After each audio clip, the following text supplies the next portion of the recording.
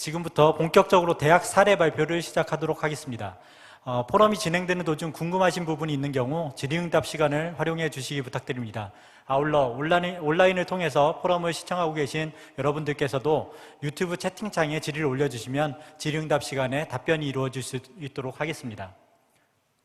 네, 첫 번째 사례 발표 진행하도록 하겠습니다.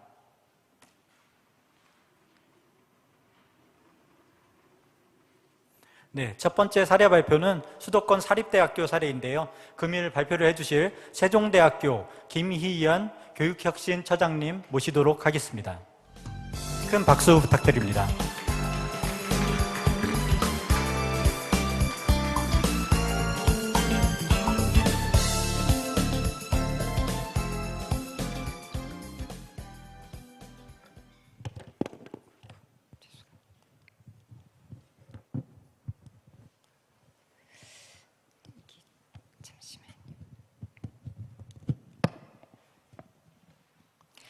안녕하십니까. 세종대학교 교육혁신처장 김희연입니다. 반갑습니다. 먼저 오늘 같은 귀한 자리에 저희 대학의 노력과 성과를 공유할 수 있게 해주신 교육부와 연구재단께 깊은 감사를 드립니다. 그럼 바로 저희 대학의 발표를 시작하도록 하겠습니다.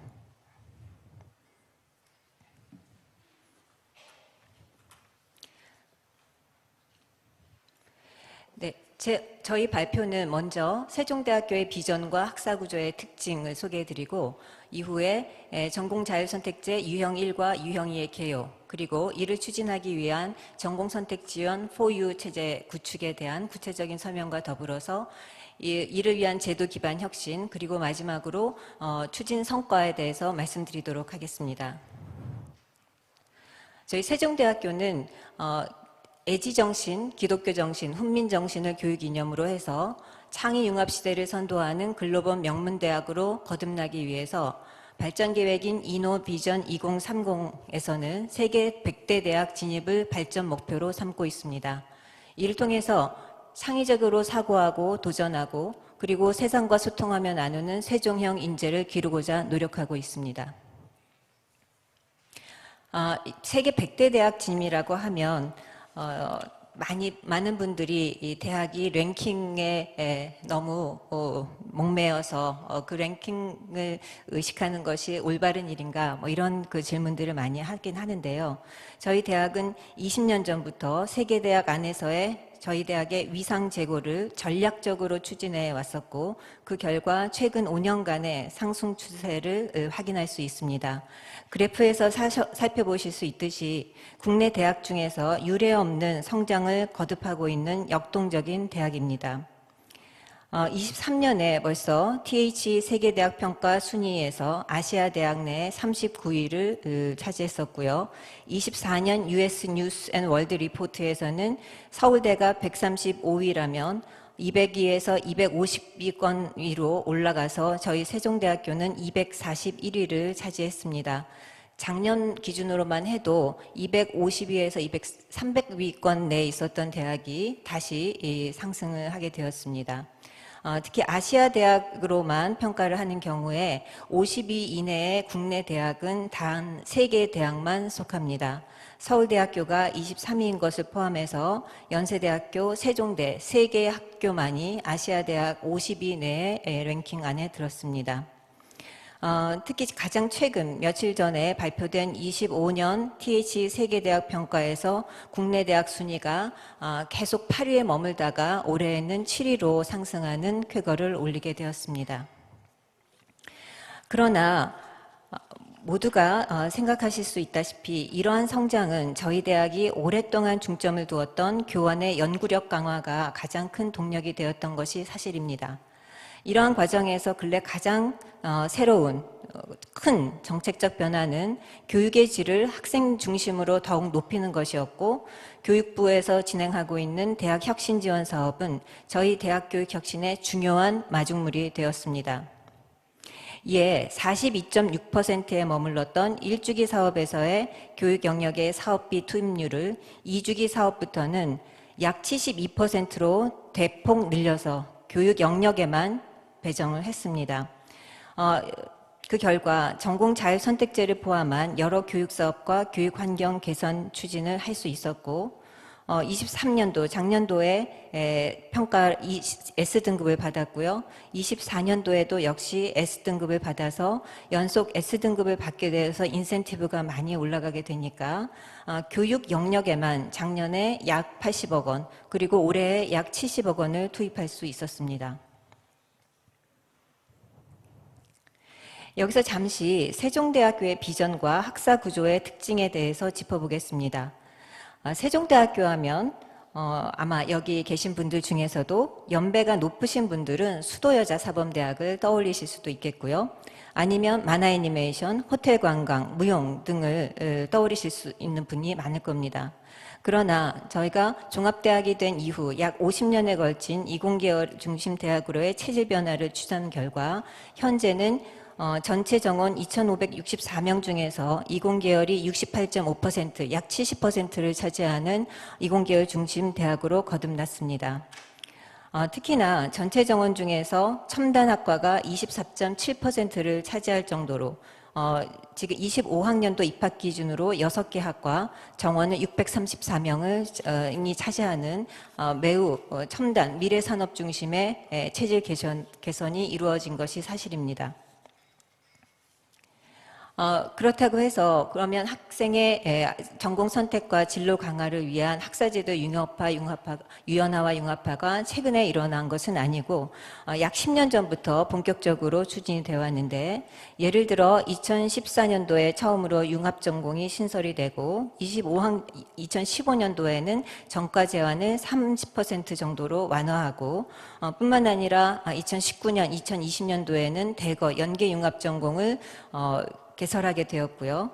23년에 작년에는 전과 제한을 또다시 40%로 늘리는 등 큰 변화를 이루어 왔습니다.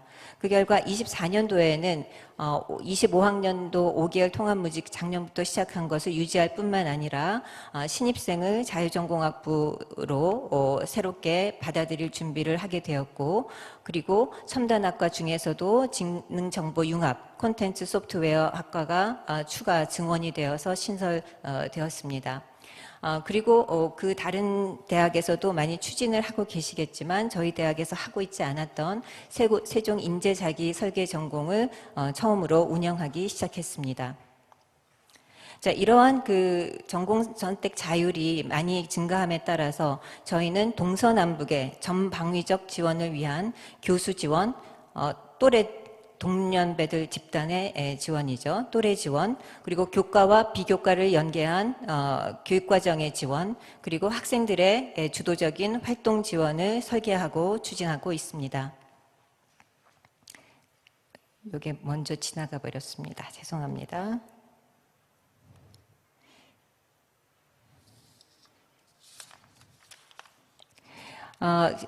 그래서 이제 전공 자유 선택제 유형 1과 유형 2의 특징을 살펴보셔야 될 텐데요. 저희 학교는 2024년도 입학생부터 유형 2, 5계열 학생들을 받고 있습니다. 8개 학과 단위로 분절화되었던 정시임 모집 정원 100%를 5계열로 광역화하고 계열 내 희망 전공을 먼저 가배정한 다음에 2학년 진입 시에 전공 선택을 하도록 하고 있습니다. 아직 이 학생들이 이제 2학기에 들어섰기 때문에 학과 기준 정원의 150%까지를 수용할 수 있는 이 기준하에서 어느 정도 배정이 될지는 확정이 되지 않았습니다만 가배정과 수요 조사를 기반으로 했을 때 기존 150% 이내에서 충분히 소화할 수 있는 것으로 조사 결과 나타났습니다. 이 대상 정원이 현재 약 전체 대상 정원의 35.7%를 이루어서 707명에 해당하고요. 25학년도부터 신입생을 받게 되는 유형 1 자유전공학부는 전원 수시 모집 학생부 교과 전형으로 입학생을 받은 후에 대양 휴머니티 칼리지 산하 자유전공학부로 배치가 됩니다. 이 학생들 역시 2학년 진입 시부터 전공 선택을 하게 되고 예체능 계열이나 일부 계약학과를 제외하고는 선택권 100%를 보장하게 되어 있고요.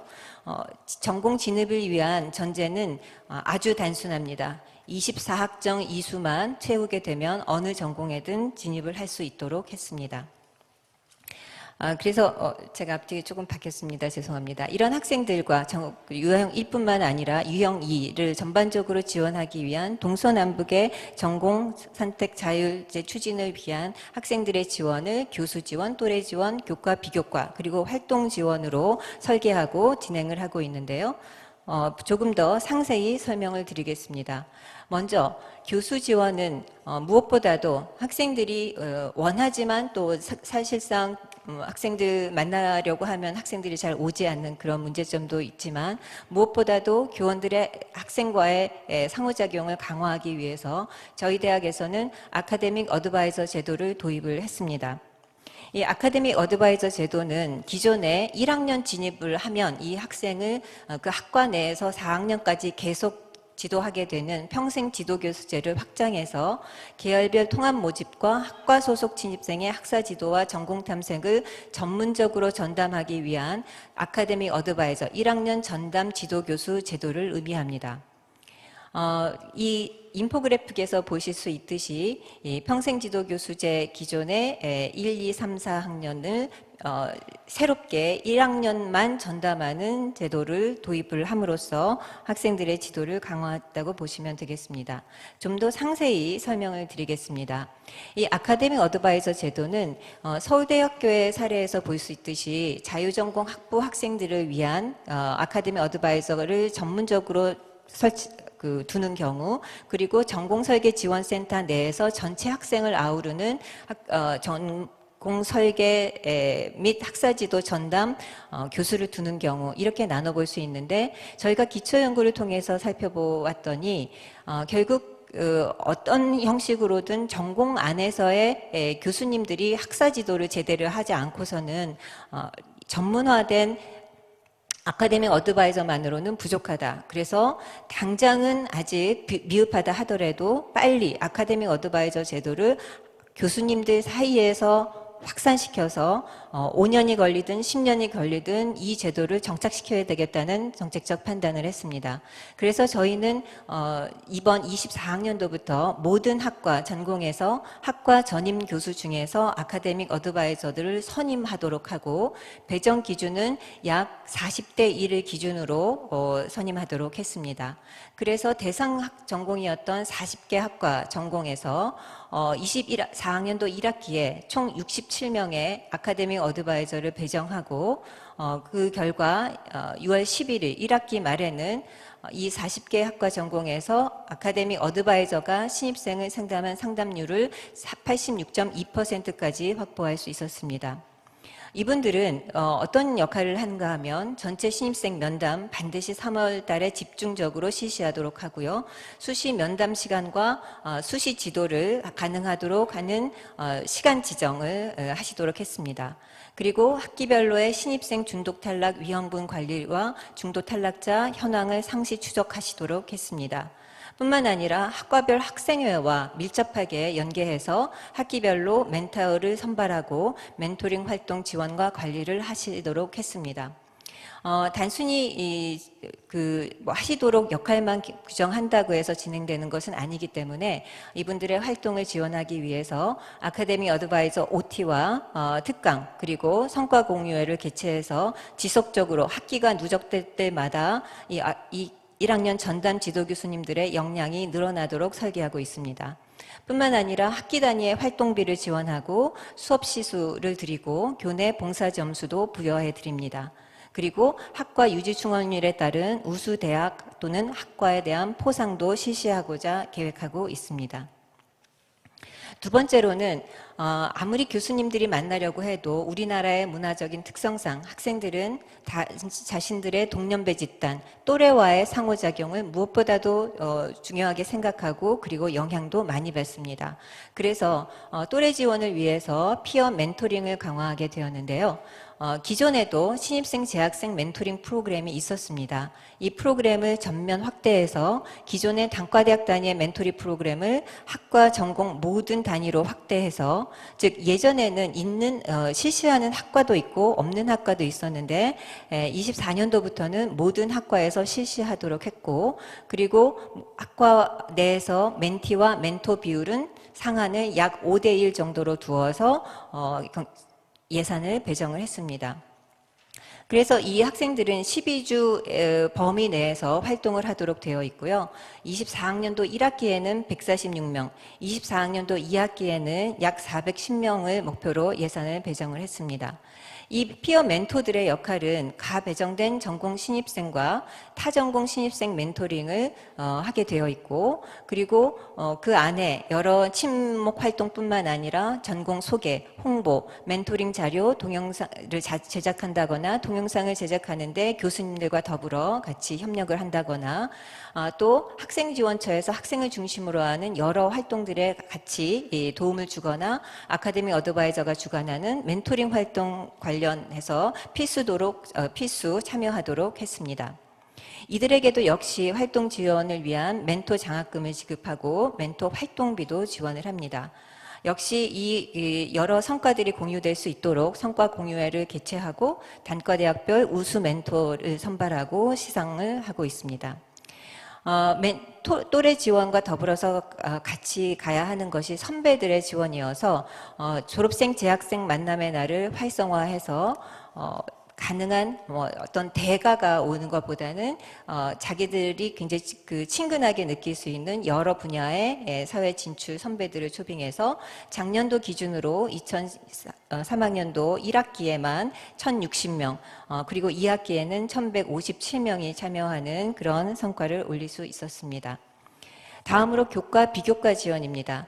당연히 전공선택 지원을 위해서 첫 번째로 해야 하는 것이 이 교과목 개편일 텐데요. 그 중에서 1학년 전공 필수 과목을 기존의 신입생 세미나 A, B로 진행했던 것을 세종인을 위한 진로 탐색, 그리고 2학기에는 세종인을 위한 전공 탐색이라는 교과목명으로 제목도 변경하고 내용도 대폭 강화했습니다. 구체적으로는 교과목의 구성 방향을 세종 아카데믹 인게이지먼트 인쿼리 앤 플레이라고 하는 비전을 가지고요. 먼저 인게이지먼트는 학생 간, 교수 학생 간 친밀감 형성과 소속감을 강화하겠다. 이 과목을 통해서 두 번째로 희망하는 진로 분야 전공 탐구를 강화하겠다. 그리고 보다 재밌고 보다 신나는 대학 생활과 자긍심을 고취하도록 하겠다는 비전을 세우고 교과목을 설계했습니다. 그러면 먼저 1학기에 진행되는 세종인을 위한 진로 설계 과목은 계열별로 대규모 수업으로 설계를 했습니다. 인문사회, 경상, 자연, 공과 1, 2, 인공지능, 예체능 계열 학생들을 대상으로 대면 수업을 진행을 하고요. 대면 수업 안에서 모두 학생들이 섞여 있는 상태에서 전공 탐색 로드맵을 제작해서 배포를 하고 미래 신직업을 소개하는 온라인 콘텐츠 등 여러 가지 콘텐츠를 8개를 제공을 하게 됩니다. 그리고 뿐만 아니라 이 대규모 수업에 여러 한계들을 가질 수 있기 때문에 수업의 전반부에는 대형 강의들이 시행이 되지만 중반부터는 계속 그 학생들의 면담을 강화하는 그 상담 활동이 들어가 있습니다.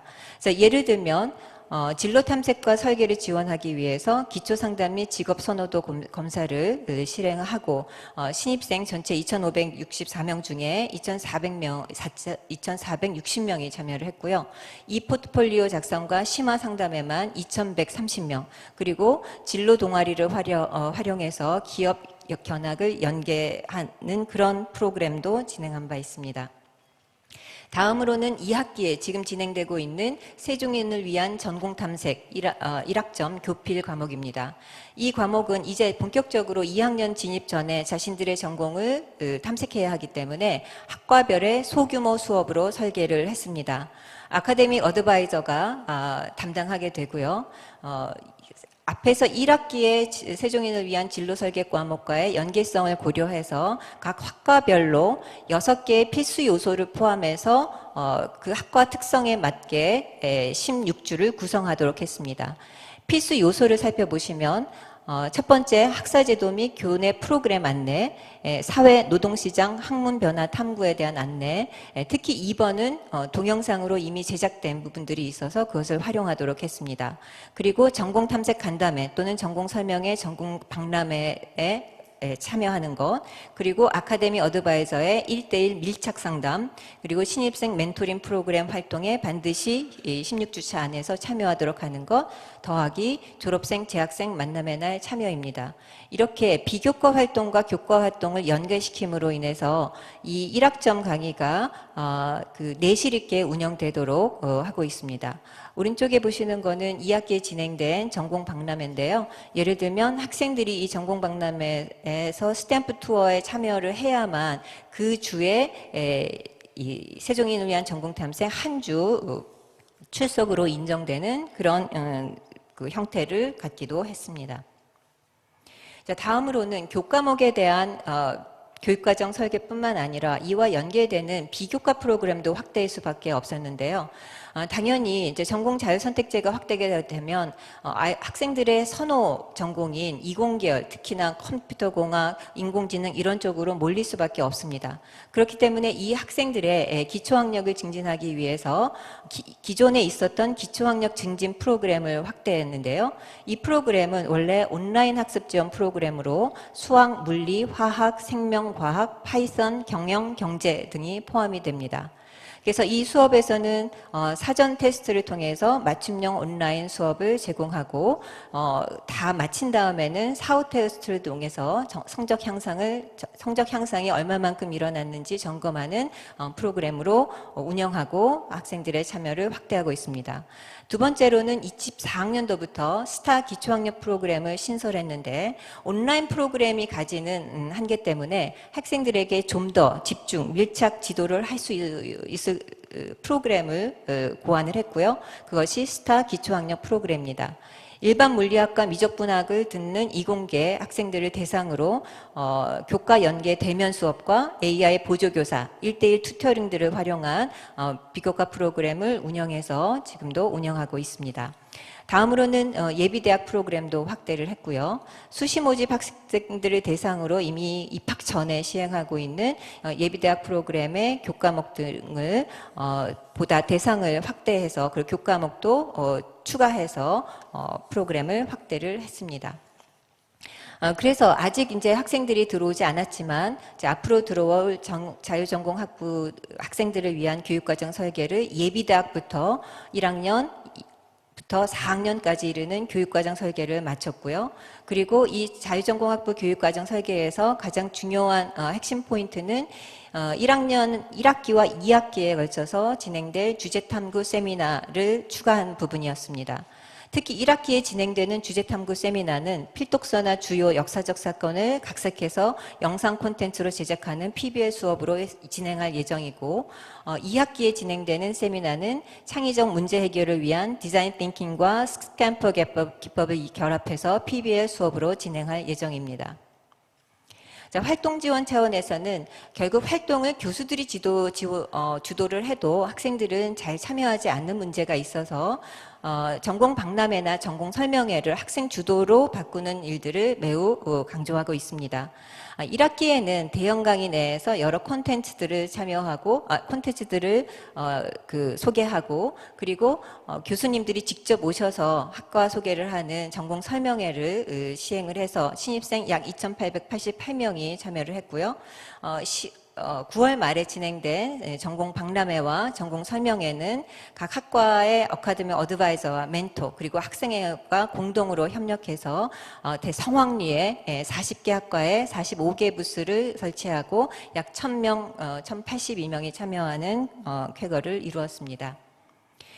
자, 이렇게 학생들을 위한 전방위적인 지도를 하기 위한, 지원을 하기 위한 체계를 구축하는 것도 중요하지만 이를 제대로 진행하기 위한 제도 기반 혁신도 중요했습니다. 저희 대학에서의 가장 큰 변화 중에 하나가 기초 연구와 이런 어떤 의사결정 과정에서의 변화입니다. 예를 들어 올해부터의 통합계열 학생을 모집하기 위해서는 작년도에 통합선발에 대한 인식조사를 재학생뿐만 뿐만 아니라 예비 신입생을 대상으로 실시를 했고요.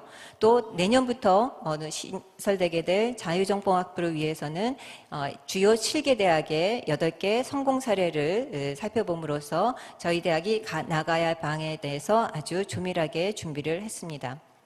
그리고 의사결정 사항에서의 미드업다운 논의 체계가 강화되었다는 것은 사실 저희 대학은 조금 탑다운 방식이 강했던 의사결정 구조가 있었던 것이 현실이었습니다. 그러나 설문조사도 더 많이 하고 그리고 각 부처의 의견들을 더 강화하기 위한 여러 가지 분석들을 시도함으로 인해서 미드업다운 방식을 실제로 구현할 수 있었고, 특히 작년도 3월 달부터는 교육혁신 TF를 운영하기 시작했는데, 교학부총장님을 위원장으로 하는 행정부총장, 기획처장, 교무처장, 입학처장, 학생지원처장, 교육혁신처장, 대학휴머니티칼리지 학장, 자유전공학부장을 위원으로 해서 처음에는 이 대규모로 12명씩 이렇게 그 실무자를 포함해서 운영을 하다가 하다 보니 너무 많은 회의들이 진행될 수밖에 없어서 그때그때 해야 하는 의사결정 사안별로 수시로 교육혁신 TF를 발동시키고 있습니다. 뿐만 아니라 많은 분들이 교원들은 그러면 어떻게 확보할 것인가 해서 저희는 신교원 채용과 조인트 어포인먼트를 확대를 하고 있는데요. 우수 인재를 확보하는 것은 연구력뿐만 아니라 학생 교육 강화에 반드시 필요한 전제 조건입니다. 그래서 22년도에만도 39명을 충원을 했지만 24년도에는 56명을 추가로 채용할 예정입니다. 그리고 조인트 어포인먼트도 늘려서 교원 검직을 이제 확대해 왔는데 22년도에 239명, 23년도에 183명, 24년도에 243명을 5월 기준으로 확보했고요. 밑에 표에 보시면은 분포가 나옵니다. 대학원 겸직을 제외하니까 243명 중에서 약 176명이 학부 간에 겸직을 하고 있고요. 따라서 IT 계열에만 116명이 겸직을 하기 때문에 해당 전공 안에 쏠림 현상이 일어난다 하더라도 담당할 수 있는 교수님, 지도할 수 있는 교수님들이 충분히 확보될 수 있다고 저희들은 생각하고 있습니다. 모두 다 하고 계시겠지만 저희는 특히 이제 공간 조성도 많은 그 예산을 투입해서 했었는데요. 학술정보원을 대대적으로 리모델링해서 학생들이 어떻게 하면 넓은 책상에서 같이 공부할 수 있는 그런 환경을 만들 것이냐. 또 뿐만 아니라 다양한 토론이 진행될 수 있는 또 많은 새로운 그 수요가 예상되는 전공의 실습실을 추가로 구축한다랄지 이러한 그 융합적 교육시설 조성을 추진해 왔고 더불어서 기존의 LMS를 좀 더 플랫폼 형식으로 넓힌 지평 캠퍼스 플랫폼을 전면 개편해서 작년부터 운영을 개시하고 올해는 약 81.8%가 이 지평 캠퍼스 플랫폼을 이용한 온라인 학생 지도를 하고 있습니다. 더하기 이제 행정체계 안에서도 제가 교육혁신처장으로 이 자리에 섰는데요. 교육혁신처를 24년도 1월 1일부로 조직 개편을 해서요. 기존의 교육혁신원, 저희 대학에서는 창의교육개발원이었습니다. 그것과 교육혁신지원사업 추진단을 통합해서 교육혁신처를 신설을 하고 그리고 교육과정평가센터를 IR센터로 확대 개편했을 뿐만 아니라 소프트웨어 AI 혁신교육센터를 신설해서 교육혁신처 산하에 두었습니다.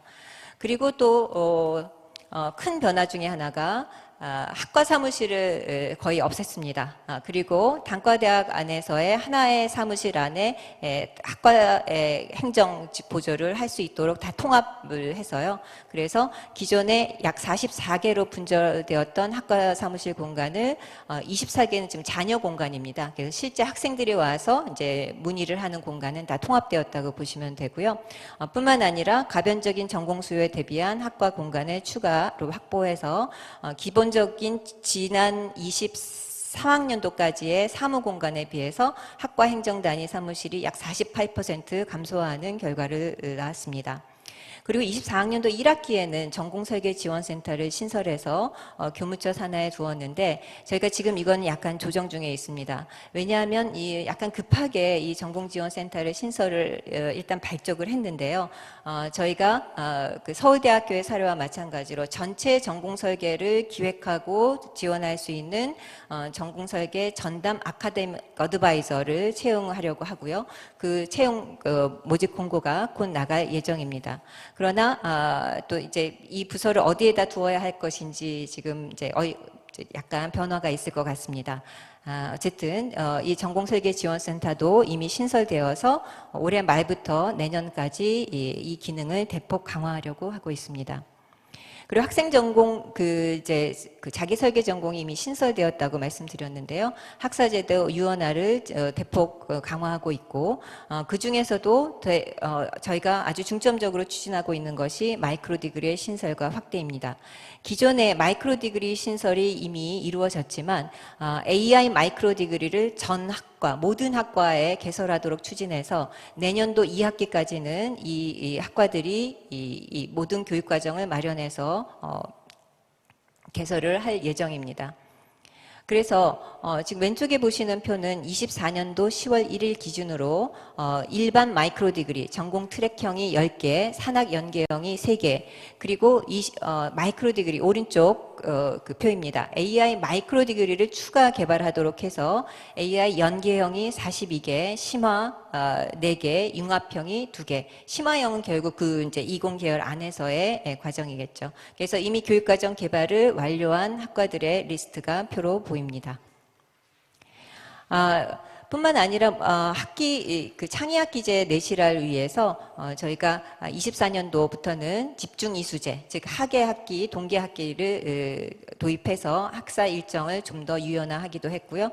그래서 이 학생들은 기존의 그 학생들에 비해서 한 20%, 30%씩 매 학기 증가를 하고 있습니다. 그것을 이제 내실화 있게 운영하기 위한 창의학습 운영위원회도 열고 있습니다. 마지막으로 보고 드릴 것은 그렇다면 이 전공 자율선택제의 추진 성과가 무엇이냐라는 질문이 지난 온라인 줌 포럼에서도 많이 나왔었는데요. 지금까지는 이제 학생들이 들어와서 이제 열심히 저희가 노력을 하고 있는 상태이기 때문에 추진 성과라고 말씀드리기는 좀 어려울 수 있지만 일단은 입학 경쟁률부터 말씀드리겠습니다. 22년도부터 25년도의 추이를 봤을 때 저희 수시 경쟁률이 15.4대 1에서 19.58대 1로 계속 유지 또는 상승하고 있고요. 특히 자유전공학부의 입학 모집 전형인 학생부 교과를 중심으로 봤을 때는 새로운 전공임에도 불구하고 전공 아니죠. 자유전공학부죠. 자유전공학부임에도 불구하고 입학 경쟁률이 13.07대 1을 보이는 좋은 성과를 보였습니다.